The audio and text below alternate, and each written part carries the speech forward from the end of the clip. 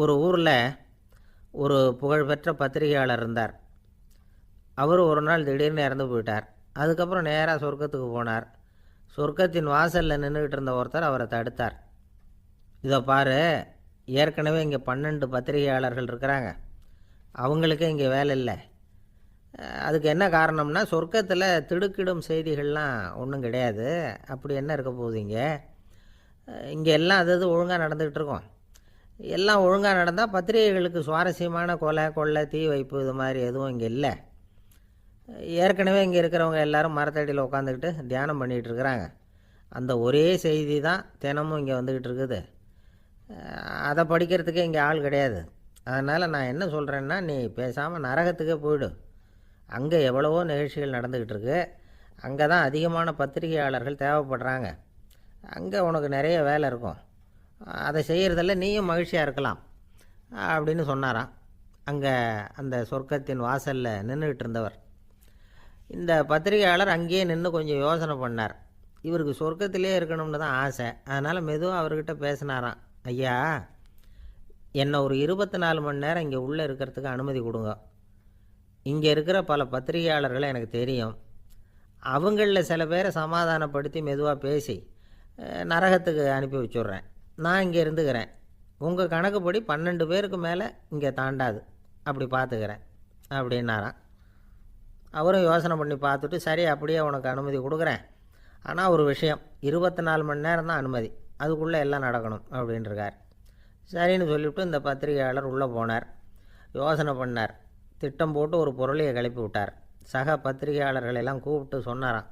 இதை பாருங்கள், நரகத்தில் ஒரு பெரிய தினசரி பேப்பரை கொண்டுக்கிட்டு வர்றதுக்காக திட்டம் போட்டுக்கிட்டு இருக்காங்க. அதுக்கு பல அதிகாரிகள் தேவைப்படுறாங்க. நிறைய சம்பளம் கிடைக்கும். யார் யாரெல்லாம் நரகத்துக்கு போக ஆசைப்படுறாங்களோ அவங்கெல்லாம் போகலாம் அப்படின்னு ஒரு பொருளையை கிளப்பி விட்டார். 24 மணி நேரம் கழித்து வாசல் பக்கம் போனார். அங்கே இருந்தவர்கிட்ட எத்தனை பேர் வெளியேறினாங்கன்னு விசாரித்தாராம்.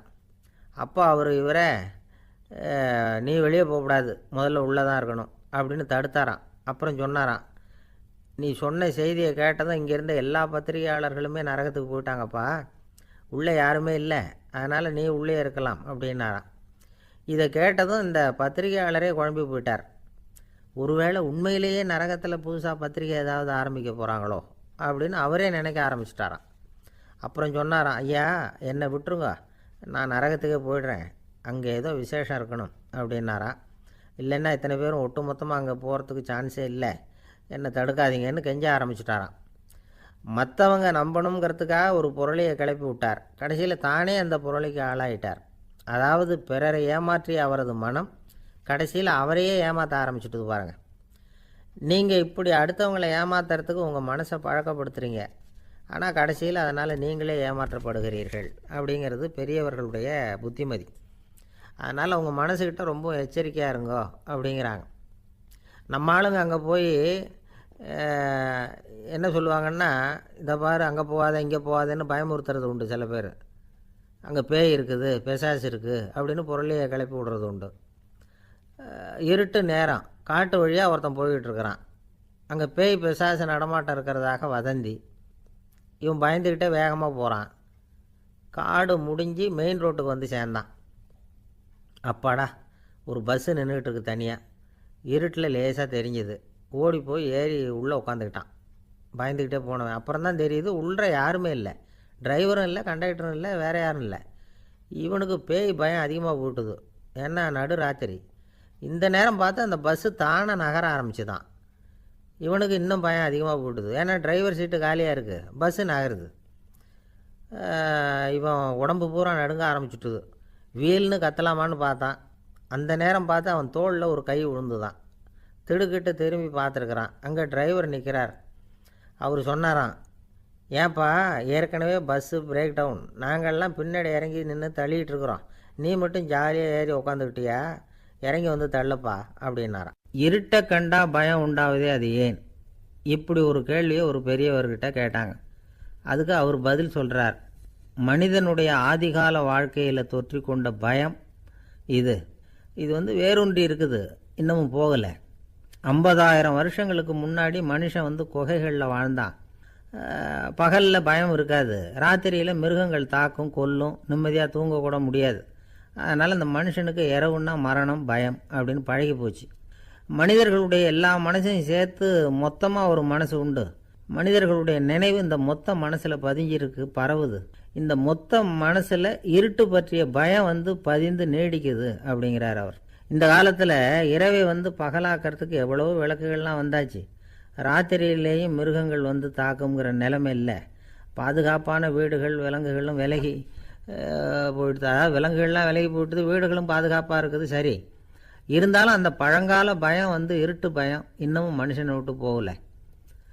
இன்னொரு விஷயம் என்னென்னா, இருட்டிலேருந்து வெளிச்சத்துக்கு வராத மனிதர்களும் இன்றைக்கி அதிகம். ஒரு ஆள் ஆற்றுக்கு மீன் பிடிக்கிறதுக்காக போனான், இன்னும் விடியல. அதுக்குள்ளே வலையை எடுத்துகிட்டு கிளம்பி போயிட்டான். வெளிச்சம் வர்றதுக்கு முன்னாடியே போய் சேர்ந்துட்டான். விடிகிற வரைக்கும் என்ன பண்ணுறது, சும்மா கரையிலேயே உட்காந்து காலை ஆட்டிகிட்டு இருக்கிறான். காலில் ஏதோ ஒரு சின்ன மூட்டை தட்டுப்பட்டுது. இருட்டில் அது என்னன்னு சரியாக தெரியல. மூட்டைக்குள்ளே சின்ன சின்ன கல்லாக நிறைஞ்சி இருக்குது. சும்மா பொழுது போகணுமேங்கிறதுக்காக இவன் அந்த மூட்டைக்குள்ளே இருந்து ஒவ்வொரு கல்லாக எடுத்து ஆற்றுல வீசிக்கிட்டு இருக்கிறான். விடிகிற வரைக்கும் வேறு வேலை இல்லைங்கிறதுனால எப்படி செஞ்சுக்கிட்டே உட்காந்துருக்கிறான். கிழக்க மெதுவாக வெளிச்சம் தெரிய ஆரம்பிச்சிது. பொழுது விடியறதுக்கான அறிகுறி. இதுக்குள்ளே அந்த மூட்டையில் இருந்த எல்லா கல்லையும் எடுத்து வீசி எறிஞ்சுட்டான். கடைசியாக ஒரே ஒரு கல் மட்டும்தான் கையில் பாக்கி இருந்தது. வெளிச்சம் வந்ததும் அந்த கல்லை பார்த்தான், அப்படியே திகைச்சு போயிட்டான். அடடா, இது வரைக்கும் தெரியாமல் தப்பு பண்ணிட்டோமே அப்படின்னு நினச்சான். ஏன் தெரியுமா, அவன் கையில் இருந்தது வெறும் கல் இல்லை, விலை வசந்த ரத்தன கல். அது இருட்டில் என்னென்னு புரியாததுனால மூட்டையில் இருந்த எல்லா ரத்தன கல்லையும் ஆற்றுல வீசி எறிஞ்சிருக்கிறான். இப்போ அவனுக்கு அழுகையே வந்துடும் போல இருந்தது. வாழ்க்கையை வசதி ஆக்கிக்கிறதுக்கான வாய்ப்பு அவனுக்கு இருந்தது. இருந்தாலும் இருட்டில் அதை இழந்துட்டான். அந்த வகையில் அவனுக்கு கொஞ்சம் அதிர்ஷ்டம் இருந்திருக்குது. அதாவது ஏதோ ஒரு வகையில் இருந்திருக்குது. அதனால தான் அந்த கடைசி கல்லை எரியறதுக்குள்ளே வெளிச்சம் வந்துட்டுது. பல பேருக்கு அந்த அளவு கூட அதிர்ஷ்டம் வர்றதில்லை. எல்லாத்தையும் வீசினதுக்கு அப்புறம் தான் வெளிச்சம் வரும். என்னென்னு விவரம் தெரியாமலே எழுந்திரிச்சு வந்துடுவாங்க. வாழ்க்கைங்கிறது ஒரு பெரிய புதையல். அதை புரிஞ்சிக்காமல் மனுஷன் அதை வீசி எரிஞ்சிக்கிட்டு இருக்கான் அப்படிங்கிறது தான் பெரியவங்க கருத்து. சில பேருக்கு புரிஞ்சுக்கிற நேரம் வரும், அதுக்குள்ளே வாழ்நாள்லாம் ஓடி போயிருக்கும். அதுக்கப்புறம் என்ன பண்ணுறது? நம்மால் ஒருத்தன் கையில் ஒரு சின்ன பையோடு வந்துக்கிட்டு இருந்தான். பை உள்ள ஏகப்பட்ட நகைகள் ரத்தன கல் எல்லாம் இருக்குது. வந்துக்கிட்டு இருந்தவன் திடீர்னு அந்த பையை அப்படியே ஒரு குளத்தில் வீசி எறிஞ்சுட்டான். மகான்கள் தான் இப்படி பற்று இல்லாமல் இருப்பாங்க. என்னங்க இது, விலை மதிப்புள்ள அந்த பையை இப்படி குளத்தில் வீசி எறிஞ்சுட்டீங்களே, இதுக்கு என்ன அர்த்தம் அப்படின்னு கேட்டார் அவன் கூட வந்தவர். அவன் மெதுவாக இவர் காதோட காதாக சொல்கிறான். ஒரு போலீஸ்காரர் பின்னாடி வந்துக்கிட்டு இருக்கிறார், அவர் போனதுக்கப்புறம் இதை எடுத்துக்குவேன் அப்படிங்கிறான். நம்மக்கிட்ட ஒருத்தன் தப்பாக நடந்துக்கிட்டானா உடனே நாம் என்ன செய்வோம்? கையை ஓங்கிட்டு அவனை அடிக்க போவோம். நாம் அவங்ககிட்ட அவனை விட ஒருபடி மேலே தப்பாக நடந்துக்குவோம். ஆனால் பெரியவங்கள்லாம் அப்படி நடந்துக்கிறது இல்லை. இன்னா செய்தாரை ஒருத்தல் அவர் நாண நன்னயம் செய்து விடல் அப்படின்னு வள்ளுவர் சொல்லியிருக்கார் இல்லையா? அதுக்கு தகுந்த மாதிரி நடந்துக்குவாங்க. பாயசித் விஸ்தாமிங்கிறவர் ஒரு பெரிய ஞானி. அவர் ஒரு நாள் ராத்திரி ரொம்ப நேரம் மசூதியில் இருந்துட்டு வீட்டுக்கு திரும்பி வந்துக்கிட்டு இருக்கிறார். வழியில் ஒரு குடிகாரன், அவன் கையில் ஒரு இசைக்கருவி, அதை கண்ணா பின்னான்னு மீட்டிக்கிட்டு வாய்க்கு வந்தபடியே என்னத்தையோ பாட்டுன்னு நினச்சிக்கிட்டு பாடிக்கிட்டு அவன் பாட்டுக்கு கிடக்கிறான் வழியில். அதோடு இருந்தாலும் பரவாயில்ல, அந்த பக்கமாக வழியில் போகிறவங்க வர்றவங்களையெல்லாம் பார்த்து கண்ணா பின்னான்னு திட்டிக்கிட்டு இருக்கிறான், ரொம்ப வளர்க்குறான். பாயசீத் பிஸ்தாமிங்கிற அந்த பெரியவர் அந்த வழியாக போகிறார். அவனை பார்க்குறார். அவனுடைய நிலைமையை பார்த்துட்டு பரிதாபப்படுறார். ஏன்பா இது மாதிரியெல்லாம் நடந்துக்கிற, இப்படி நடக்கலாமா அப்படின்னு ஏதோ கொஞ்சம் புத்திமதி சொல்கிறதுக்கு ஆரம்பித்தார். அவனுக்கு கோபம் வந்துட்டுது. கையில் வச்சுருந்த வாத்திய கருவி அதால் ஓங்கி அந்த பெரியவர் தலையில் ஒரு அடி கொடுத்தான். ரத்த காயம் ஏற்பட்டு போச்சு. அவன் கையில் இருந்த இசைக்கருவியும் அடித்த வேகத்தில் ரெண்டாக உடஞ்சி போச்சு. அவ்வளோ வேகமாக அடிச்சிருக்கான். இவ்வளவு தூரத்துக்கு நடந்து போச்சுல்ல, அந்த மாபெரும் ஞானி வாயை திறந்து ஒரு வார்த்தை கூட பேசலை. பேசாமல் தலையை பிடிச்சிக்கிட்டு அவர் பாட்டுக்கு போயிட்டார். மறுநாள் அந்த பெரியவர் என்ன பண்ணார் தெரியுமா? கொஞ்சம் இனிப்பு பண்டங்கள், கொஞ்சம் பணம், இது ரெண்டையும் ஒரு ஆள் மூலமாக அனுப்பி வச்சார் அந்த குடிகாரனுக்கு. அவனுக்கு ஒன்றும் புரியல. என்ன விவரம்னு விசாரித்தான். வந்த ஆள் ஒரு கடுதாசியை நீட்டினான். அதில் விவரம் இருந்தது. ஞானி எழுதியிருக்கிறார், இதை பார்ப்பா, உங்களுடைய இசைக்கருவி உடையறதுக்கு என்னுடைய தலை காரணமாக ஆயிட்டுது. அதுக்காக நான் ரொம்ப வருத்தப்படுறேன். அதுக்காக தான் பணம் அனுப்பி வச்சுருக்கேன். வேறு புதுசாக ஒரு இசைக்கருவி வாங்கிக்கோ. அப்புறம் இன்னொரு விஷயம், நேற்றுக்கு ராத்திரி என்கிட்ட ஏகப்பட்ட கசப்பான வார்த்தைகளை வந்து பேசினேன். இதோடு அனுப்பியிருக்கிற இனிப்பு பண்டங்களை சாப்பிட்டு உன்னுடைய நாவில் உள்ள கசப்பை மாற்றிக்கும் அப்படின்னு அதில் எழுதப்பட்டிருந்தது. இந்த சமயத்தில் அவன் வந்து குடி மயக்கத்தில் இல்லை, தெளிஞ்சு போயிருந்த நேரம் இது. அதனால் அதை படித்த உடனே அவனுக்கு ரொம்ப வெக்கமாக போச்சு. தலை குனிஞ்சான், யோசனை பண்ணான். கொஞ்ச நேரத்தில் தன்னுடைய நண்பர்கள் சில பேரையும் கூப்பிட்டுக்கிட்டு நேராக அந்த ஞானி இருக்கிற இடத்துக்கு ஓடினான். அவர் காலில் விழுந்தான், அவர்கிட்ட மன்னிப்பு கேட்டுக்கிட்டான். பெரியவங்களே தெரியாமல் வந்து நான் இந்த பாவ செயலை பண்ணிவிட்டேன், என்னை மன்னிச்சுங்க, உங்களுடைய பொறுமையும் போதனையும் என்னுடைய கண்ணை திறந்துட்டுது. இனிமேல் நானும் என்னுடைய நண்பர்களும் நல்ல வழியில் திருந்தி வாழ போகிறோம் அப்படின்னா. ஞானி செய்த நன்னயம் குடிகாரனை எப்படி திருத்திருக்கு பார்த்தீங்களா? இந்த கதையை கேட்டுவிட்டு ஒருத்தர் சொன்னார், என் வாழ்க்கையில் கூட அப்படி ஒரு சம்பவம் நடந்தது சார். நானும் ஒரு நாள் ராத்திரி ஓவராக குடிச்சிட்டு ஒரு கிட்டாரை வாசிச்சுக்கிட்டு கண்ணாபின்னான்னு உளறிக்கிட்டு திட்டிக்கிட்டு இருந்தேன். அந்த சமயம் அந்த வழியாக ஒருத்தர் வந்தார். ஓங்கி தலையில் ஒரே ஒரு அடி, ரத்தம் வந்துட்டுது. அதுக்கப்புறம் என் மனசு தெரிந்துவிட்டுது சார் அப்படின்னார். அப்படியா என்ன ஆச்சரியமா? ஆமாம் சார், அடி விழுந்தது அவர் தலையில் இல்லை, என் தலையில். வந்தவர் என்ன அப்படி அடிச்சுட்டார். மயக்கம் தெளிஞ்சதுக்கு அப்புறம்தான் எனக்கு விவரம் புரிஞ்சுது. அவர் ஒரு போலீஸ்காரர் அப்படின்னார் ரொம்ப சோகமாக. ஒரு ஊரில் ஒரு துறவி இருந்தார், புத்த சமய துறவி. அந்த ஊர் மன்னன் அவரை பற்றி கேள்விப்பட்டிருக்கான். ஒரு நாள் புறப்பட்டு போனான், துறவியின் பாதங்களை தொட்டு வணங்கினான்.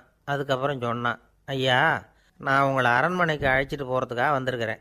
இனிமேல் நீங்கள் இங்கே எதுக்கு இருக்கணும் அப்படின்னானா.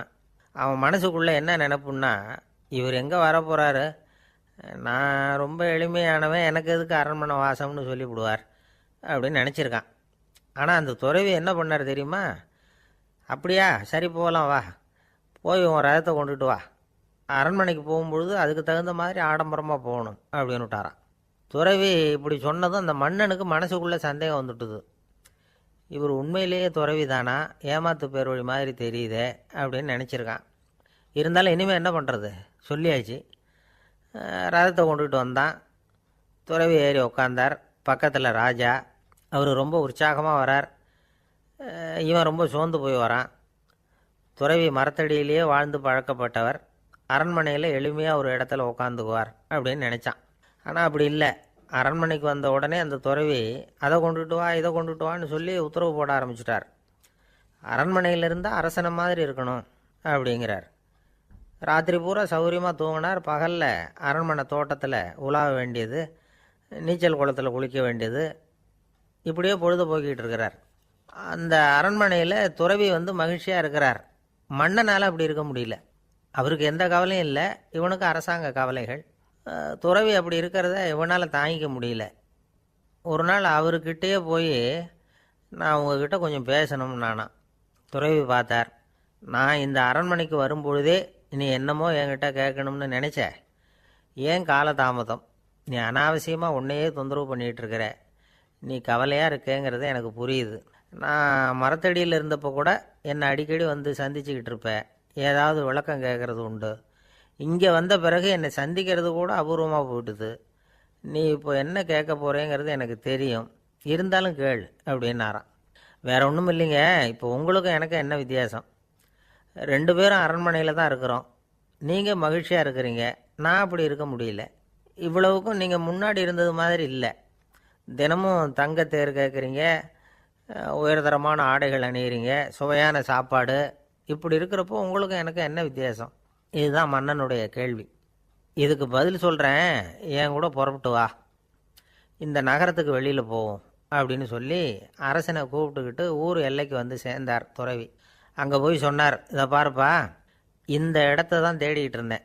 இனிமேல் நான் வந்து திரும்பி வரப்போகிறதில்ல. நீ என்னோட வர்றியா, திரும்பி போறியா அப்படின்னார். நான் எப்படிங்க உங்கள் கூட வர முடியும்? என்னுடைய நாடு, என்னுடைய சொத்துக்கள், மனைவி, மக்கள் எல்லாத்தையும் விட்டுட்டு எப்படிங்க வர்றதுன்னா. இப்போ அந்த துறவி சொன்னார், இப்போ வித்தியாசத்தை தெரிஞ்சுக்கிட்டியா? நான் அரண்மனையில் இருந்தேன், எல்லா வித பொருள்களும் உடையவனாக இருந்தேன், ஆனால் எதையும் சொந்தம் கொண்டாடுறவனாக இருக்கல. ஆனால் நீ அப்படி இல்லை, எல்லாத்தையும் சொந்தம் கொண்டாடிக்கிட்டு இருக்கிற. இதுதான் நமக்குள்ள வித்தியாசம் அப்படின்னு சொன்னார். அரண்மனை ஆடைகளை அப்படியே களைஞ்சார், அரசங்கிட்ட கொடுத்தார். உன்னுடைய ஆடைகளை நீயே வச்சுக்கோன்னார். அவர் பாட்டுக்கு நடந்து போனார், திரும்பியே பார்க்கல. அரசனுக்கு அப்போ தான் தன்னுடைய அறியாமை விளங்குச்சான். இதிலேருந்து நாம் புரிஞ்சிக்க வேண்டியது என்னென்னா, இந்த உலகத்தில் எத்தனையோ பொருள்கள், அதையெல்லாம் முறையாக பயன்படுத்தினா மகிழ்ச்சி. அதை விட்டுட்டு அதுக்கெல்லாம் சொந்தம் கொண்டாட ஆரம்பித்தா கவலை. நம்ம ஆட்கள் சொந்தம் கொண்டாடுற விதமே தனி. ஒரு ஆள் இன்னொருத்தங்கிட்ட ஒரு கொடை கடன் வாங்கியிருந்தான், திருப்பி கொடுக்கல. கொடையை கொடுத்தவன் கேட்டான், என்கிட்ட கடன் வாங்கினிய கொடை, அதை கொஞ்சம் திருப்பி தர்றியான்னா. அது உனக்கு இப்போ அவசரமாக தேவைப்படுதா அப்படின்னு கேட்டான் இவன். எனக்கு தேவைப்படலை, அந்த கொடையை நான் யாருக்கிட்ட வாங்கியிருந்தேனோ அவனுக்கு இப்போ அது அவசரமாக தேவைப்படுது அப்படின்னு நானான் அந்த ஆள். அந்த ஆளுக்கு பேச தெரியாது, அவர்கிட்ட கொஞ்சம் எச்சரிக்கையாக நடந்துக்கோ அப்படின்னு சொல்கிறது உண்டு. அப்படின்னா என்ன அர்த்தம்? அவர் இன்னமும் குழந்தையாகவே இருக்கிறாரு, இன்னும் பேச்சு வரலன்னு அர்த்தம்? அப்படி இல்லை, அவருக்கு நாகரிகமாக பேச தெரியலன்னு அர்த்தம். பேசுறதுங்கிறது மனுஷனால் மட்டுமே முடியக்கூடிய ஒரு காரியம். அப்படி இருந்தும் அதோட பெருமையை அவன் இன்னமும் சரியாக புரிஞ்சிக்கலைன்னு தான் சொல்லணும். அதனால தான் அவன் அளவுக்கு அதிகமாக வார்த்தைகளை கொட்டி விடுறான். அதுக்கப்புறம் அதையெல்லாம் திருப்பி அள்ள முடியாமல் கிடந்து கஷ்டப்படுறான். கொட்டின வார்த்தையை அள்ள முடியுமா? ஒருத்தரை இன்னைக்கு பார்த்து முட்டாள்னு திட்டி விடுறீங்க, நாளைக்கு மறுபடியும் அவர்கிட்ட போய் நேற்றுக்கு ஒன்று முட்டாள்னு சொல்லிவிட்டேன், அந்த வார்த்தையை திருப்பி கொடு, வாங்கிட்டு போயிடுறேன் அப்படின்னு நான் சொல்ல முடியும்? அவன் கோபக்காரனாக இருந்தால் நேற்றுக்கே அதை வேறு விதமாக அவங்களுக்கு திருப்பி கொடுத்துருப்பான். உலகத்தில் எவ்வளவோ ஜீவராசிகள் இருக்குது, அதுக்கெல்லாம் வாய் இருக்குது. அந்த வாயெல்லாம் எதுக்கு உபயோகம்? சாப்பிட்றதுக்காக. ஆனால் நமக்கு இருக்கிற வாய் சாப்பிட்றதுக்காக மட்டும் இல்லை, பேசுகிறதுக்காகவும் தான். பேச முடியலன்னா வாய் இருந்தால் கூட அது வாயில்லா ஜீவன் தான். ஒரு பையனை பார்த்து அது வாய் உள்ள புள்ள பொழைச்சிக்கும் அப்படின்னா மற்ற பையன்களுக்கெல்லாம் முகத்தில் வாயே இல்லைன்னு அர்த்தம்? அப்படி இல்லை, அந்த பையன் கொஞ்சம் கெட்டிக்காரத்தனமாக பேசுவான்னு அர்த்தம். அதனால் எப்படி பேசணும் அப்படிங்கிறத நாம் முக்கியமாக தெரிஞ்சுக்கணும். இதுக்கு 8 விதமான குறிப்புகளை நம்ம பெரியவங்க சொல்லியிருக்கிறாங்க. பேச்சுக்கு 8 அங்கங்கள் உண்டு அப்படின்னு அவங்க சொல்கிறாங்க. அதெல்லாம் என்னென்ன அப்படின்னா, உண்மை, நன்மை, அன்பு, நிதானம், இனிமை, ஆழம், சமயமறிதல், சபையறிதல். இந்த 8 தன்மையும் பேச்சில் இருக்கணுமா. இதையே கொஞ்சம் விவரமாக சில பேர் போர்டில் எழுதி வச்சுருப்பாங்க. அதாவது எழுத்துலையாவது அதெல்லாம் இருக்கட்டுமே அப்படின்னு நினச்சி. நீங்கள் கூட சில இடங்களில் இதை பார்த்துருக்கலாம். அதாவது உண்மையே பேசுக, நன்மையே பேசுக, அன்பாக பேசுக, நிதானமாக பேசுக, இனிமையாக பேசுக, ஆழமுடையதாக பேசுக, சமயமறிந்து பேசுக, சபையறிந்து பேசுக, இப்படி எழுதி வச்சுருப்பாங்க. இந்த 8 அம்சமும் சரியாக பொருந்தி இருந்தால் தான் அது பேச்சு. மற்றதெல்லாம் பேச்சாகிடாது. பேச்சு ஒரு சிறந்த கலை. எல்லாத்தையும் விட பேசாமல் இருந்தும் பழகணும், அது ரொம்ப முக்கியம். உண்மையே பேசணும். சத்தியத்துக்கு மதிப்பு கொடுக்குறவங்கள தான் சரித்திரம் மதிக்கும். உண்மை பேசினா மட்டும் போதாது, அந்த உண்மையில் நன்மை கலந்துருக்கணும். கொலைகாரனுக்கு பயந்துக்கிட்டு ஒருத்தன் உங்கள் வீட்டுக்குள்ளே ஒளிஞ்சிருக்கிறான். அந்த முரட்டை ஆசாமி கையில் அறிவாளோடு அவங்க வந்தானான்னு உங்ககிட்ட கேட்குறான்னு வச்சுங்க. உண்மை தான் உயர்வு தரும் அப்படின்னு நினச்சிக்கிட்டு, ஆமாம் உள்ளே தான் இருக்கிறான், அடுப்பங்கரையில் குதிருக்கு பின்னாடி உட்காந்துருக்கிறான், போய் பிடிச்சிட்டு போங்க அப்படின்னு சொல்லுவீங்க. அது நன்மை இல்லாத உண்மை. அதனால் பிரயோஜனம் கிடையாது. அதே மாதிரி உங்கள் பேச்சில் அன்பு இருக்கணும், நிதானம் இருக்கணும், இனிமை இருக்கணும், சிந்தித்து பேசணும். சமயம் அறிந்து பேசுகிறதும் முக்கியம். அதை பற்றி நமக்கு வேறு யாரும் சொல்லிக் கொடுக்க வேண்டியதில்லை. எந்த நேரத்தில் யாருக்கிட்ட எப்படி பேசினா காரியம் நடக்கும் அப்படிங்கிறது நமக்கு நல்லா தெரியும். அது கைவந்த கலை. அவையறிந்து பேசுகிற திறமை பேச்சாளர்களுக்கு ரொம்ப அவசியம். அது இல்லைன்னா நிலைமை பரிதாபமாயிடும். ஒரு பேச்சாளர் ரொம்ப மும்முரமாக பேசிக்கிட்டே இருந்தாராம். ரொம்ப நேரம் நிறுத்தவே இல்லை, பேசிக்கிட்டே இருக்கிறார். சபையில் இருந்தவங்கெல்லாம் ஒவ்வொருத்தராக எழுந்திரிச்சு போய்கிட்டே இருக்கிறாங்க. கடைசியில் 2 பேர் தான் அக்கறையாக பேசுகிறவரை கவனிச்சிக்கிட்டு உட்காந்துருந்தாங்களாம். மேடையில் பேசிக்கிட்டு இருந்தவர் அவங்கள பார்த்து சொன்னாராம், எனக்கு கூட்டம் முக்கியம் இல்லை, எவ்வளவு பேர் என் பேச்சை கேட்குறாங்க அப்படிங்கிறது முக்கியம் இல்லை. நீங்கள் 2 பேராவது ஊக்கமாக என்னை கவனிச்சிக்கிட்டு உட்காந்துருக்குறீங்க, அது போதும். உங்களுக்காகவே நான் பேசிக்கிட்டு இருக்கிறேன் அப்படின்னார். இதை கேட்டதும் உட்காந்துருந்த 2 பேரில் ஒருத்தர் எழுந்திரிச்சு, அப்படி இல்லைங்க, நாங்கள் 2 பேரும் நீங்கள் பேசி முடித்த உடனே தொடர்ந்து பேச வேண்டிய ஆளுங்க, அதுக்காக தான் காத்துக்கிட்டு இருக்கிறோம், சீக்கிரம் முடிங்க அப்படின்னாங்களாம். இன்பம் துன்பம் இது 2ம் சேர்ந்தது தான் வாழ்க்கை. இது எல்லாரும் சொல்லிகிட்டு இருக்கிற ஒரு உண்மை. அது சரி, இது 2ம் வர்றதுக்கு என்ன காரணம்? துறவி ஒருத்தர் யோசித்து பார்த்துருக்கார். இன்ப துன்பம் தோன்றுவதற்கு முக்கியமாக 6 காரணங்கள் உண்டு அப்படிங்கிறார் அவர். அது என்னங்கிறத நாமளும் தெரிஞ்சு வச்சுக்குவோமே. இப்போ முதல் காரணம் சுயநலம். ஒரு தாயார் தன்னுடைய சுயநலம் கருதி தன்னுடைய மகன் இன்பமாக இருக்கணும்னு ஆசைப்படுறாங்க. மகனும் அப்படியே ஆசைப்படுறான். அதனால் தாயாரின் இன்ப துன்பங்களை பார்த்துட்டு மகனும் இன்ப துன்பம் அடையிறான். அந்த அம்மாவுக்கும் அதே நிலைமை தான். ரெண்டாவது காரணம் உறவு.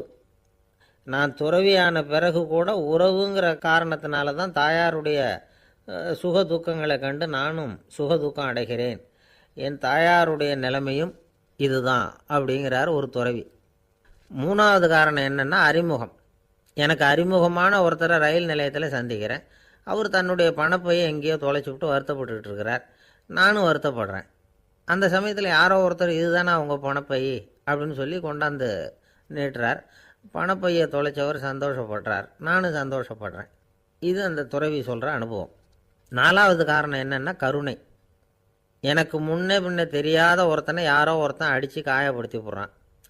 கருணை காரணமாக நான் அதுக்காக துக்கப்படுறேன். அஞ்சாவது காரணம் எதையும் நம்புறது. ஒரு பசுமாட்டை ஒரு முரணை அடிச்சுக்கிட்டு இருக்கிறான் அப்படின்னு ஒருத்தர் வந்து நம்மகிட்ட சொல்கிறாருன்னு வைங்க, உடனே நான் துக்கப்படுறேன். இன்னொருத்தர் வந்து அந்த முரணனை போலீஸ்காரங்க பிடிச்சிட்டு போயிட்டாங்கன்னு சொல்லி சொல்கிறார், நான் உடனே சந்தோஷப்படுறேன். மூணாவதாக ஒருத்தர் வந்து முதல் 2 பேரும் சொன்னது பொய்யுங்கிறார். அப்போ நான் இன்ப துன்பம் ரெண்டுமே இல்லாமல் நிம்மதியாக இருக்கிறேன். இது ஒரு விதம். அடுத்தது 6வது காரணம் என்னென்னா தன்மயமாகுதல். ஒரு நாவல் படிச்சுக்கிட்டு இருக்கிறோம், அதில் வர்ற பாத்திரங்களோடு நாம் ஒன்றி போயிடுறோம். அதில் வர்ற பாத்திரங்கள் சிரிச்சுதுன்னா நாமளும் சிரிக்கிறோம், அது அழுதுன்னா நாமளும் அழறோம். அதெல்லாம் வந்து அந்த துறவி சொல்கிற அனுபவ உண்மைகள்.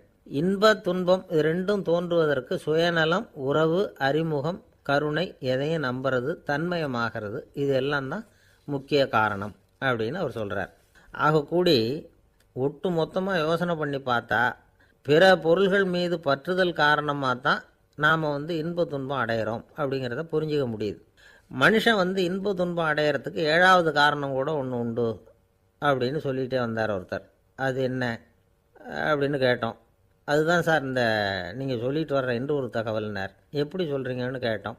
இன்று ஒரு தகவல் கேட்க ஆரம்பிக்கிறப்போ மனசில் இன்பம், ஆரம்பித்த உடனே இது ஏற்கனவே கேட்ட சமாச்சாரமாச்சே அப்படின்னு நினைக்கிறப்போ துன்பம் அப்படின்னு அதுக்கு ஒரு விளக்கம் கொடுத்தார் அவர். கடற்கரை ஓரமாக ஒரு பெரியவர் கையால் மணலை கீறிக்கிட்டே உட்காந்துருக்கிறார். என்னத்தையும் தேடிட்டு இருக்கிறது மாதிரி தெரிஞ்சுது. மெதுவாக கிட்டத்தில் போய் என்னத்தை தேடிட்டு இருக்கிறீங்க அப்படின்னு கேட்டோம். அவர் சாவகாசமாக நிமிர்ந்து பார்த்து நிம்மதியை தேடிட்டு இருக்கிறேன்னார். நாங்கள் ஒரு மாதிரி ஆகிட்டோம்.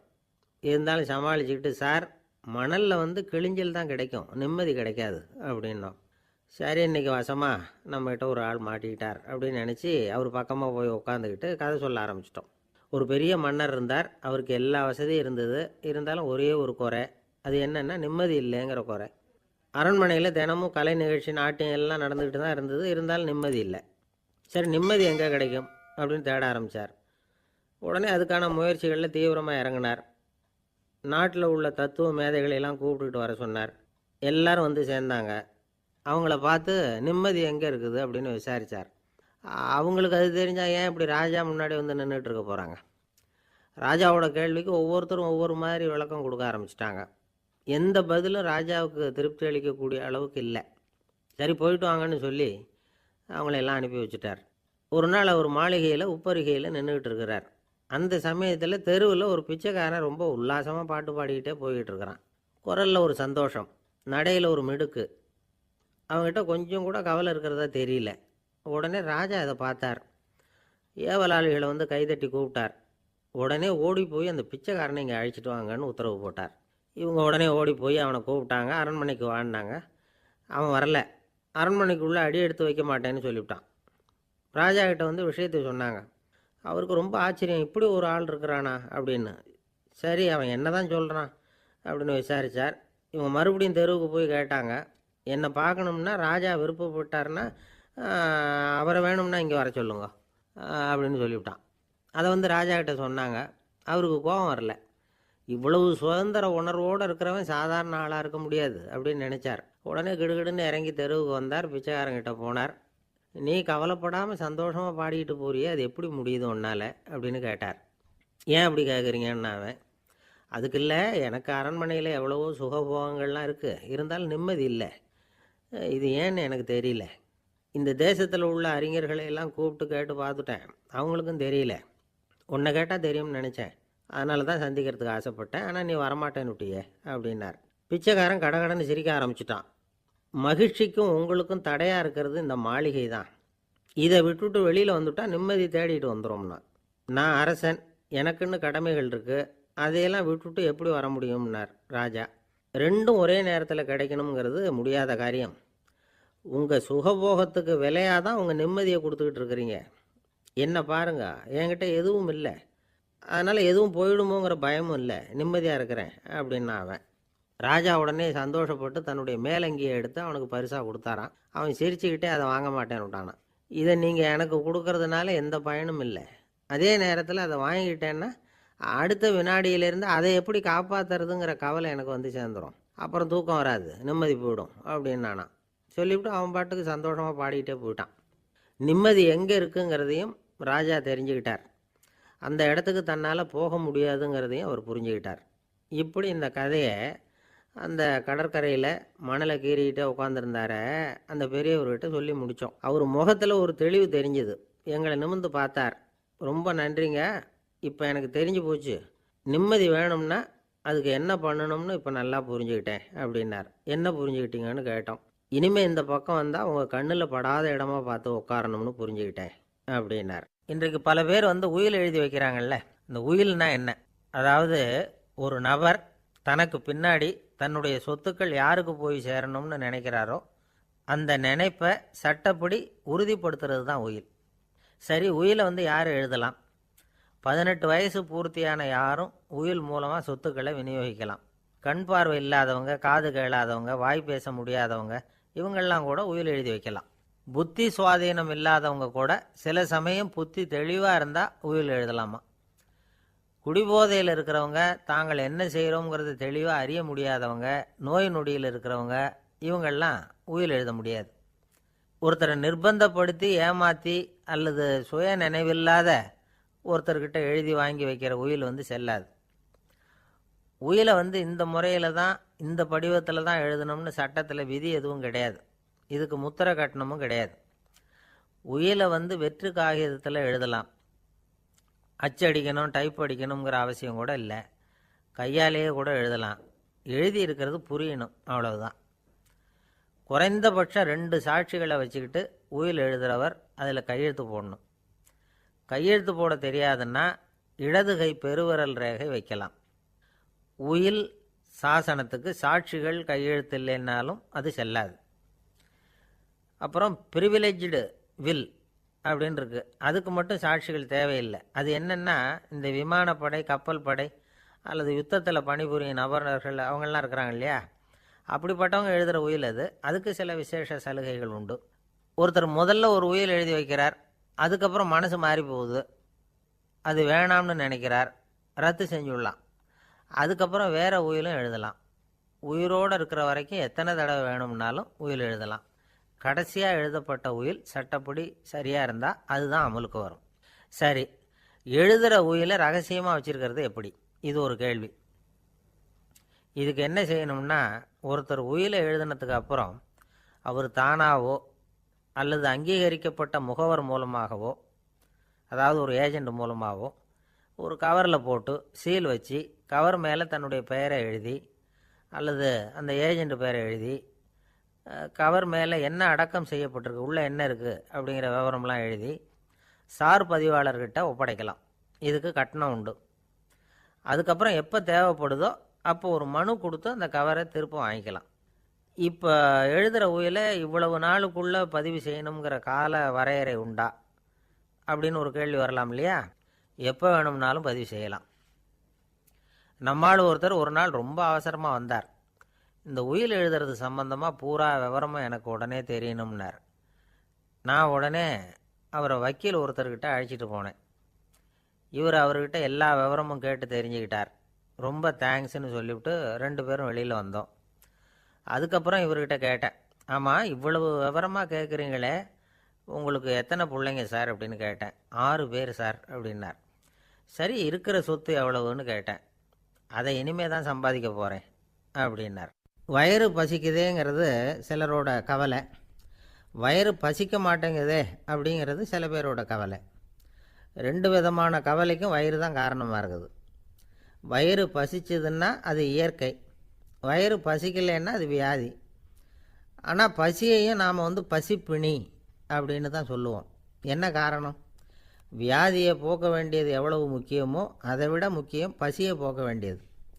ஒரு சமுதாயத்தில் பசிப்பிணியே இருக்கக்கூடாது. அதுதான் நல்ல சமுதாயம். பசியை போக்கணும்னா சாப்பாடு போடணும், பசியின்மையை போக்கணும்னா வைத்தியம்தான் பண்ணணும். இது சம்பந்தமாக எவ்வளவோ ஆராய்ச்சிகள் நடக்குது, நிறைய மருந்து கண்டுபிடிச்சிருக்கிறாங்க. நம்ம உடம்புல பசியை தூண்டக்கூடிய பகுதி எது, இதை முதல்ல தெரிஞ்சுக்கணும் இல்லையா? நாம் சாப்பிட்ற ஆகாரம் செரிக்கிறதுக்கு எது காரணம் தெரியுமா? நம்ம மூளையோட பின்பகுதி தான் அதுக்கு காரணமாக இருக்குதாம். மூளையின் பின்பகுதியில் நரம்பு செல்களால் ஆன 2 வகையான ஆரக்சின்கள் தான் பசியை உண்டாக்குது அப்படின்னு கண்டுபிடிச்சிருக்கிறாங்க. 2 ஆய்வாளர்கள் இதை கண்டுபிடிச்சிருக்காங்க. அவங்க 2 பேரும் டெக்சாஸ் பல்கலைக்கழகத்தில் ஹார்வர்டு ஹக்ஸ் மருத்துவ கல்வி நிலையத்தில் பணிபுரிகிறவங்களாம். உண்பது தேவைங்கிறது உணரப்படும் போது மூளையின் அந்த குறிப்பிட்ட பகுதி ஆரக்சின் அப்படிங்கிற ஹார்மோன்களை சுரக்கும். அது பசி உணர்வை தூண்டும் அப்படிங்கிறது தான் அந்த ஆய்வாளர்களின் கண்டுபிடிப்பு. இந்த ஆரக்சின் வேறு சில உயிரினங்கள்லேயும் உண்டு. இப்போ எலிகளில் கூட இது இருக்குது. அதனால் எலிகளை வச்சு இது சம்மந்தமாக ஆராய்ச்சி பண்ணாங்க.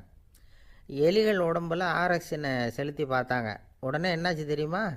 அந்த எலியெல்லாம் பசியால் துடிக்க ஆரம்பிச்சுட்டுது. எதையாவது தின்னு பசியை தீர்த்தா போதுங்கிற அளவுக்கு அந்த எலிகள்லாம் அல்லாட ஆரம்பிச்சுட்டுது. இயல்பாக சாதாரணமாக அந்த எலிகள் எவ்வளவு சாப்பிடுமோ அது மாதிரி 8 முதல் 10 மடங்கு அதிகமான ஆகாரத்தை 1 மணி நேரத்துக்குள்ளே சாப்பிட்டு தீர்த்துட்டு தான். சில எலிகளின் மூளையில் இந்த ஆரக்சின் அளவை கட்டுப்படுத்தி பார்த்துருக்குறாங்க. உடனே என்னாச்சு தெரியுமா? அதெல்லாம் சாப்பாட்டை கண்டால் முகத்தை திருப்பிட்டு போக ஆரம்பிச்சுட்டு தான். அந்த எலிகளுக்கு பசி எடுக்கலையா. இந்த ஆராய்ச்சியின் அடிப்படையில் பசியை எடுக்காமல் இருக்கிற மனிதர்களுக்கும் பசியை தூண்ட முடியும் அப்படின்னு சொல்லி ஆராய்ச்சியாளர்கள் தெரிவிச்சிருக்கிறாங்க. ஆக ஆரக்சின் தான் பசிக்கு காரணம்ங்கிறது தெரிஞ்சு போச்சு. சரி, இந்த ஆரக்சின் அப்படின்னா என்ன? அது ஒரு கிரேக்க சொல். அதுக்கு பசின்னு அர்த்தம். நம்ம ஆளுங்களுக்கெல்லாம் பசியை தூண்டுறதுக்கு மருந்து தேவையில்லை, பசியை குறைக்கிறதுக்கு தான் மருந்து தேவை. ஒரு அம்மா டாக்டரை தேடி வந்தாங்களாம். டாக்டர், எங்கள் வீட்டுக்காரருக்கு திடீர்னு அகோர பசி, நிறைய சமைச்சு போடுறேன், அவ்வளவையும் சாப்பிட்டுட்டு கீழே கிடக்கிற குப்பை கூலங்களையும் எடுத்து சாப்பிட ஆரம்பிச்சுட்றார், இது என்னன்னு கவனித்து பாருங்கள் அப்படின்னாங்களாம். எவ்வளோ நாளாக அப்படி இருக்குதுன்னு கேட்டிருக்காரு டாக்டர். 1 வாரமாக அப்படி இருக்குதுன்னாங்களாம். இவ்வளவு நாளாக ஏன் சும்மா இருந்தீங்க? ஆரம்பத்திலே இங்கே அழைச்சிட்டு வர வேண்டியது தானே அப்படின்னாரான் டாக்டர். அது ஒன்றும் இல்லை டாக்டர், வீடு பூரா சுத்தமாகட்டுமேன்னு பார்த்துக்கிட்டு இருந்தேன் அப்படின்னாங்களாம் அந்த அம்மா. உங்கள் மேலே எனக்கு அளவு கடந்த அன்பு அப்படின்னு யாராவது சொன்னால் அதை அலட்சியமாக நினச்சிடக்கூடாது. அது கொஞ்சம் சீரியஸான விஷயம். அளவுக்கு மிஞ்சினா எதுவுமே இடைஞ்சல் தானே. அன்பும் அப்படி தான். அன்பு அதிகமாக இருந்தால் அது எப்படி கெடுதல் பண்ணும் அப்படிங்கிற சந்தேகம் உங்களுக்கு வரலாம். தசரதன் கதை என்னாச்சு? கைகேயி மேலே வச்ச அளவு கடந்த அன்பு ராமன் காட்டுக்கு போகிறாப்புல ஆகிட்டுதில்ல. தசரதன் எப்பேற்பட்ட அரசன்? விஸ்வாமித்திரர் சொல்கிறார், என்ன மாதிரி முனிவர்களுக்கும் தேவர்களுக்கும் ஏதாவது கஷ்டம் வந்தால் முதல்ல முருகன்கிட்ட போவோம், அப்புறம் பரமசிவனை போய் பார்ப்போம், அதுக்கப்புறம் திருமால்கிட்ட போவோம், அப்புறம் பிரம்மன் இந்திரன் இவங்களையெல்லாம் போய் பார்ப்போம், இவங்களாலையெல்லாம் முடியலன்னா கடைசியில் அயோத்திக்கு வருவோங்கிறார். உன்னை விட்டால் வேற கதி உண்டோ அப்படின்னு தசரதனை பார்த்து விஸ்வாமித்திரரே சொல்கிறார். அப்பேற்பட்ட அரசன் தசரதன் கைகேயி காலில் விழறான். உன் பாதங்களை தொட்டு கெஞ்சி கேட்டுக்கிறேன், ராமனை காட்டுக்கு அனுப்பாதேங்கிறான். தசரதனுடைய இந்த நிலைமைக்கு என்ன காரணம்? அவன் கைகேயி மேலே வச்ச அளவு கடந்த அன்பு தான் காரணம். இப்போ சொல்லுங்கள், அன்பாக இருந்தாலும் அது அளவுக்கு மீறி போனால் கெடுதல் பண்ணுமா பண்ணாதா? அது மட்டும் இல்லை, அளவு கடந்த அன்பு நீதிக்கும் நியாயத்துக்கும் புறம்பான காரியங்களையும் செய்ய வச்சிரும். தசரதன் மிகச்சிறந்த நீதிமான், தர்மத்துக்கு விரோதமாக ஒரு காரியமும் செய்யாதவன். அப்பேற்பட்டவன் தன்னுடைய மனைவியை பார்த்து என்ன சொல்கிறான் தெரியுமா? உனக்காக நான் என்ன செய்யணும்னு சொல்லி செய்கிறேன், ஒரு குற்றமும் செய்யாத ஒருத்தனை கொல்லணுமா கொல்கிறேன், மரண தண்டனை விதிக்கப்பட்ட ஒருத்தனை விடுதலை செய்ய சொல்கிறியா செய்கிறேன், எந்த பிச்சைக்காரனையாவது கோடீஸ்வரனாக சொல்கிறியா ஆக்குறேன், அல்லது கோடீஸ்வரனை பிச்சைக்காரன் ஆக்கணுமா ஆக்குறேன் அப்படிங்கிறான். நீதிக்கு விரோதமான இந்த பாவங்களை செய்யறதுக்கு அப்பேற்பட்ட அரசன் எப்படி துணிஞ்சான்? மனைவி பேரில் வச்ச அளவு கடந்த அன்பு தான் காரணம். திரிசூலம், வஜ்ராயுதம், வாள் இதுகளால் தாக்கப்பட்டால் கூட அதையெல்லாம் கொஞ்சம் கூட லட்சியம் பண்ணாத ஒருத்தன் காமதேவனுடைய மலர் அம்புகள் தாக்குனா அதை அவனால் தாக்கு பிடிக்க முடியல, விழுந்துடுறான். காமதேவனுக்கு உள்ள மகிமையே அதுதாங்கிறார் துளசிதாசர். அதனால தான் பெரியவங்கள்லாம் என்ன சொல்கிறாங்கன்னா, எதையும் அளவுக்கு மீறி செய்யாதேங்கிறாங்க. அப்பா அம்மா மனைவி மக்கள் எல்லார் பேர்லேயும் அன்பு அவசியம்தான். ஆனால் அந்த அன்பு அறிவுக்கு புறம்பாக இருக்கக்கூடாது, அளவுக்கு மீறியும் இருக்கக்கூடாது. அப்போ தான் வாழ்க்கை சுகமாக இருக்கும், இல்லைன்னா அவஸ்தை தான். அளவுக்கு மீறின அன்புங்கிறது புரியுது, அது சரி. அறிவுக்கு புறம்பான அன்புங்கிறது எப்படி? ஒரு தாய்க்கு ஜலதோஷம் அல்லது ஏதோ ஒரு தொற்று நோயின்னு வச்சுங்களேன். அந்த அம்மாவுக்கு தன்னுடைய குழந்தை பேரில் அளவு கடந்த அன்பு. தனக்கு நோய் இருக்குது, அது அடுத்தவங்களுக்கு தொற்றக்கூடியது அப்படின்னு தெரிஞ்சிருந்தோம் அன்பை காட்டுறதுக்காக அந்த குழந்தைக்கு முத்தம் கொடுக்குறேன்னு தூக்கி வச்சுக்கிட்டு கொஞ்சம் ஆரம்பிச்சதுன்னு வச்சுக்கோங்க, அது நல்லா இருக்குமா? இதுதான் அறிவுக்கு புறம்பான அன்புங்கிறது. அது மாதிரி விலங்குகள்கிட்ட அன்பாயிருன்னு சொல்கிறோம். அதுக்காக புலிக்கு முத்தம் கொடுக்க முடியுமா? அப்படி கொடுத்தா அது அறிவுக்கு புறம்பான அன்பு. அதனால் அன்பு கூட அறிவுபூர்வமாக இருக்கணும் அப்படிங்கிறத இன்றைக்கி தகவல் மூலமாக நாம் புரிஞ்சுக்கணும். இந்த காலத்து காதலன் தன்னுடைய காதலிகிட்ட சொன்னானாம், இதை பாரு, உன் பேரில் எனக்கு அளவு கடந்த அன்பு, உனக்காக என்ன செய்யணும் சொல்லு, செய்கிறேன். நெருப்பில் நடக்கணுமா நடக்கிறேன், நீரில் குதிக்கணுமா குதிக்கிறேன், உயிரையே கொடுக்கணுமா கொடுக்குறேன் அப்படின்னா. சரி, வர்றேன் ஞாயிற்றுக்கிழமை சாயந்தரம் 6 மணிக்கு இதே இடத்துக்கு வாங்க அப்படின்னுது அந்த பொண்ணு. இவன் கொஞ்சம் யோசனை பண்ணி பார்த்துட்டு, அன்னைக்கு மழை பெய்யாமல் இருந்தால் வந்துடுறேன் அப்படின்னானான். இந்த உலகத்தில் மனுஷன் எவ்வளவோ தவறுகள் செய்கிறான். அதுக்கெல்லாம் என்ன காரணம்? அதை பற்றின ஆராய்ச்சி தான் இன்றைக்கி. இதுக்கு ஆராய்ச்சி என்னத்துக்கு? அது தெரிஞ்ச விஷயம் தானே அப்படின்னு நீங்கள் நினைக்கலாம். ஆனால் அப்படி அலட்சியமாக இந்த விஷயத்தை விட்டுறக்கூடாது. பொதுவாக எல்லோரும் நினைக்கலாம், எது சரி எது தவறு அப்படின்னு தெரியாததுனால தான் மனுஷன் தப்பு பண்ணுறான் அப்படின்னு. ஆனால் அப்படி சொல்லிட முடியாது. மனுஷன் தெரிஞ்சே தான் தவறுகள் பண்ணுறான். இப்போ உதாரணத்துக்கு, ஒரு சாலையில் இடது பக்கம் போக வேண்டிய ஒருத்தர் நடுக்கோட்டை தாண்டி வலது பக்கமாக வண்டியை ஓட்டிகிட்டு போகிறாருன்னு வச்சுக்கோங்க. என்னப்பா இது தப்பு இல்லையா அப்படின்னு அவர்கிட்ட கேட்டால், அதெல்லாம் எனக்கு தெரியும், நீ உன் வேலையை பார்த்துட்டு போ அப்படிம்பார். வலது பக்கமாக போகிறது தப்புன்னு தெரிஞ்சே தான் அவர் அப்படி செய்கிறார், அப்படி போகிறார். பெரிய உத்தியோகத்தில் இருக்கிறவங்க கூட லஞ்சம் வாங்குறாங்க. அவங்களுக்கெல்லாம் லஞ்சம் வாங்குறது தப்புன்னு தெரியலன்னு அர்த்தம்? திருடுறது தப்புன்னு தெரியாமலாம் மனுஷன் திருடுறான்? நல்லாவே தெரியும். நீங்கள் வேணும்னா கேட்டு பாருங்கள், வேறு வழி இல்லை அதனால தான் திருடுறேன்பா. திருடுறது ஒரு புண்ணியமான காரியம்னு திருடனே கூட சொல்ல மாட்டான். திருடுறது தவறுங்கிறது திருடனுக்கு தெரியும் அப்படிங்கிறத விளக்கிறதுக்காக ஒரு பெரியவர் ஒரு கதை சொன்னார். அதாவது 2 திருடர்கள் 2 பேரும் சேர்ந்து ஒரு வீட்டுக்கு போய் ஒரு 10,000 ரூபாயை திருடிட்டு வந்துடுறாங்க. ஒரு காட்டு வழியாக வந்துக்கிட்டு இருக்கிறாங்க. இன்னும் விடியல. 2 பேருக்கும் தூக்கம் கண்ணை சுற்றுது. சரி, இப்படியே ஒரு மரத்தடியில் படுத்து தூங்குவோம், காலையில் விடிஞ்சதும் இந்த பணத்தை 2 பேரும் பங்கு போட்டுக்குவோம் அப்படின்னு முடிவு பண்ணுறாங்க. அதே மாதிரி படுத்து தூங்குறாங்க. நடு ராத்திரியில் ஒரு திருடன் முழிச்சிக்கிறான். விடிகிற வரைக்கும் காத்துக்கிட்டு இருந்தால் 5,000 ரூபா தான் கிடைக்கும், இப்போவே கம்பி நீட்டினா 10,000 ரூபா கிடைக்கும் அப்படின்னு யோசித்து பார்த்துட்டு ஒரு முடிவுக்கு வந்தான். மெதுவாக அந்த 10,000த்தையும் சுருட்டிக்கிட்டு அடுத்தவனுக்கு தெரியாமல் ஓடி போயிட்டான். விடியுது. அடுத்தவன் எழுந்திரிச்சு பார்க்குறான். பணத்தையும் காணலை, பாகஸ்தனையும் காணலை. இந்த திருடன் அந்த திருடனை திட்டுறான், திருட்டு பய, அயோக்கிய பய, இப்படி அநியாயமாக கிளப்பிட்டு போட்டானே அப்படிங்கிறான். இதிலேருந்து என்ன தெரியுது? தெரியாமல் எடுத்துக்கிட்டு போகிறது திருட்டு, அயோக்கியத்தனம், அநியாயம் அப்படிங்கிறது இவனுக்கு தெரிஞ்சிருக்குது. அதனால தான் அடுத்தவனை பார்த்து இப்படி திட்டுறான். அதனால் தெரியாததுனால மனுஷன் தவறு பண்ணுறான்னு சொல்கிறது சரியில்லை. அப்படின்னா மனுஷன் பண்ணுற தவறுகளுக்கு உண்மையான காரணம் தான் என்ன? இதே சந்தேகம் அர்ஜுனனுக்கும் வந்துதான். அதனால தான் அவன் பகவானை பார்த்து கேட்குறான், மனுஷன் தன் விருப்பத்துக்கு விரோதமாக ஏதோ ஒரு சக்தியினால் பலாத்காரமாக இழுக்கப்பட்டது மாதிரி பாவம் பண்ணுறானே, அந்த சக்தி என்ன அப்படின்னு கேட்குறான். இதுக்கு பகவான் பதில் சொல்கிறார், காமமும் குரோதமும் தான் அந்த சக்திகள், அதாவது ஆசையும் சினமும். இது 2ம் உன்னுடைய எதிரிகள் அப்படிங்கிறத புரிஞ்சுக்கோ அப்படிங்கிறார். இன்னமும் நுணுக்கமாக பார்த்தா காமத்தினுடைய மறு உருவங்கள் தான் குரோதமும் லோபமும். ஆசை நிறைவேறலைன்னா குரோதம், அதாவது கோபம். ஆசை நிறைவேறிட்டதுன்னா லோபம், அதாவது பேராசை. பாவத்தை கண்ட்ரோல் பண்ணணும்னா அதுக்கு மெயின் சுவிட்சு எது அப்படிங்கிறது இப்போ தான் தெரியுது. அதுக்கு மனுஷன் தெரிஞ்சே தான் தவறு பண்ணுறான் அப்படின்னு பேசிக்கிட்டோமே. அதுக்கு ஒரு உதாரணம். ஒரு ஆள் ஹோட்டலில் சாப்பிட போனான். சாப்பிட்டு முடித்தான். எழுந்திரிச்சு முதலாளிகிட்ட பில்லை கொடுத்தான். காசை கொடுக்கல. முதலாளி பணம் கொடுன்னு கேட்டார். இவன் என்கிட்ட பணம் இல்லைன்னா. முதலாளி கொஞ்சம் கூட அலட்டிக்கல. உள்ளே இருந்து ஒரு ஆளை கூப்பிட்டார். இவனை கூப்பிட்டுட்டு போய் இட்லி மாவு ஆட்ட சொல்லுன்னார். இவனும் கவலைப்படாமல் உள்ளே போயிட்டான். அப்போது அழைச்சிட்டு போகிற ஆள் கேட்குறான், ஏன் சார் சாப்பிட்றதுக்கு முன்னாடி காசு இல்லைங்கிறது உங்களுக்கு தெரியாதா அப்படின்னு கேட்குறான். தெரியும், காசு இல்லைங்கிறதும் தெரியும், காசு இல்லாமல் சாப்பிட்டா மாவாட்டணுங்கிறதும் தெரியும் அப்படின்னா அந்த ஆள். அப்படின்னா நீங்கள் உங்கள் வீட்லேயே சாப்பிட்ருக்கலாமே அப்படின்னு கேட்குறான் அவன். அதுக்கு இவர் சொல்கிறாரு, அது எப்படி, அங்கே சாப்பிட்டாலும் நான் இதே வேலையை தானே செய்ய வேண்டியிருக்கும் அப்படின்னாரான். நம்மளை மாதிரி ஒரு ஆசாமி அவன் நம்மளை மாதிரியே கற்பனை பண்ணான். அதாவது நாம் தான் இந்த உலகத்தில் ரொம்பவும் கஷ்டப்படுறோம், மற்றவங்கள்லாம் சந்தோஷமாக இருக்கிறாங்க அப்படின்னு அவன் நினச்சிக்கிட்டான். அவன் ஒரு நாள் கடவுளை வேண்டிக்கிட்டானான், சுவாமி இந்த உலகத்தில் எவ்வளவோ பேர் இருக்கிறாங்க, ஒவ்வொருத்தருக்கும் ஒவ்வொரு விதமான கஷ்டம் இருக்கலாம், ஒத்துக்கிறேன், இருந்தாலும் எனக்கு அது கொஞ்சம் அதிகமாக இருக்கிறது மாதிரி தெரியுது. அதனால் நீங்கள் எனக்காக ஒரு சின்ன உதவி செஞ்சால் போதும். அது வேறு ஒன்றும் இல்லை, என்கிட்ட இருக்கிற துயரங்களை இன்னொருத்தர் யாருக்கிட்டையாவது கொடுத்துருங்க, அவர்கிட்ட இருக்கிற துயரங்களை என்கிட்ட மாற்றி கொடுத்துருங்க, ஒரு மியூச்சுவல் ட்ரான்ஸ்ஃபர், அவ்வளவுதான், அப்படி பண்ணிவிட்டா போதும் அப்படின்னு வேண்டிக்கிட்டானான். அன்னைக்கு ராத்திரியே அவன் ஒரு கனவு கண்டிருக்கான். வானத்திலேருந்து ஒரு குரல் கேட்டிருக்கு. அது என்ன சொல்லிச்சு தெரியுமா?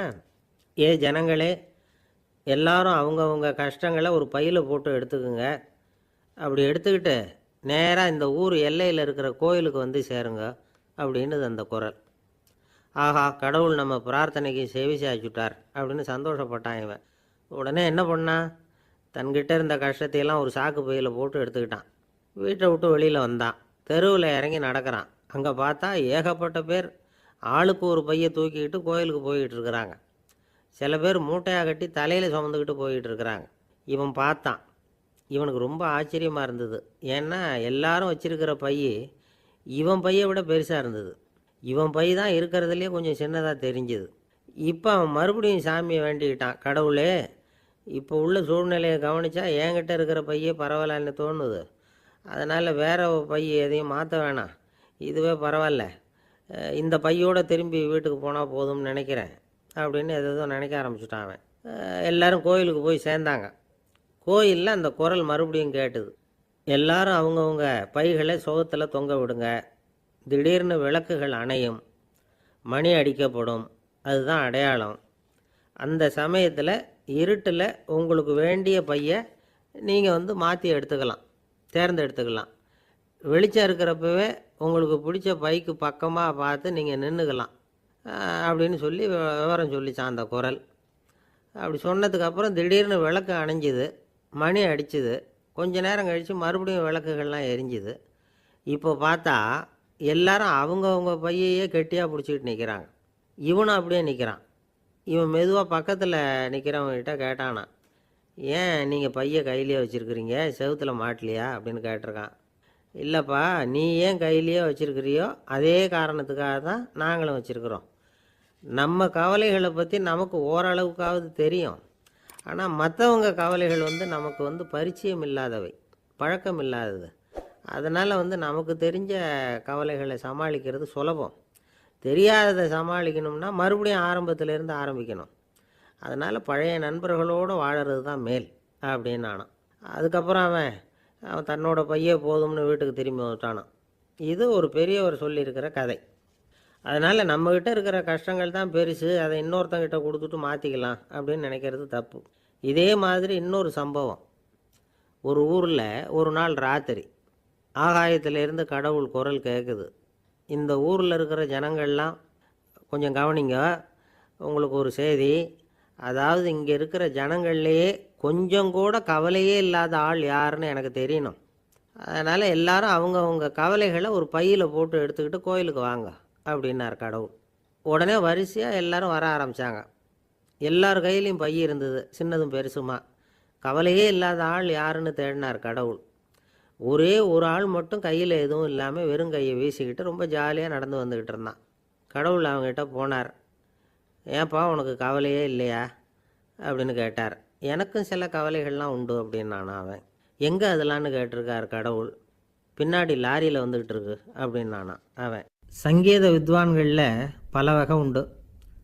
சில குறிப்பிட்ட ராகங்களை பாடுறதில் அவங்களுக்கு பெருமை வர்றது உண்டு. ஆனால் ஒருத்தர் இருந்தார், அவரால் ஒரு ராகத்துக்கே பெருமை வந்தது. அந்த ராகத்தை அவர் வாசித்து கேட்கணும் அப்படின்னு சொல்லுவாங்க. அது என்ன ராகம்னா தோடி ராகம். சரி, அந்த வித்வான் யாருன்னா அவர் தான் திருவாவடுதுறை ராஜரத்னம் பிள்ளை. பேராசிரியர் கல்கி ஒரு சமயம் தம்முடைய பத்திரிகையில் எழுதினாராம். அதை அப்படியே படிக்கிறேன் கேளுங்களேன். ஆகா, ஸ்ரீ ராஜரத்னம் பிள்ளையின் தோடி ஆலாபனையை முதலில் கேட்டபோது அவருடைய கற்பனையை விட்டு தள்ளுங்கள். நம்முடைய மனதில் என்னென்ன இன்பமயமான கற்பனைகள் எல்லாம் உதித்தன.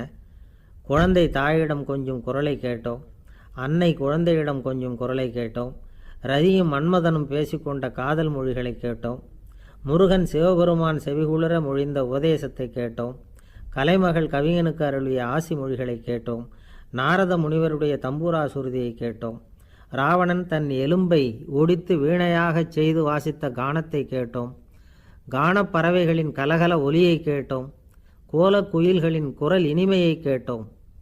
இப்படிலாம் பேராசிரியர் கல்கி விமர்சனம் எழுதியிருக்கிறார் திருவாவடுதுறை ராஜரத்னம் பிள்ளை அவர்களுடைய வாசிப்பை கேட்டுட்டு. டிஎன் ராஜரத்னம் பிள்ளை இறந்து போனார். அப்போது கவிஞர் கண்ணதாசன் எழுதினார், செவியனில் ஓடி எங்கள் சிந்தையில் ஓடி இந்த புவியெல்லாம் ஓடி நின்பார் பொங்கிய தோடி வேறெங்கு எவரிடம் போகும் ஐய இனி அதை காப்பார் யாவர் அவிந்தனின் சடலத்தோடே அவிந்தது தோடிதானும் அப்படின்னு எழுதினாராம்.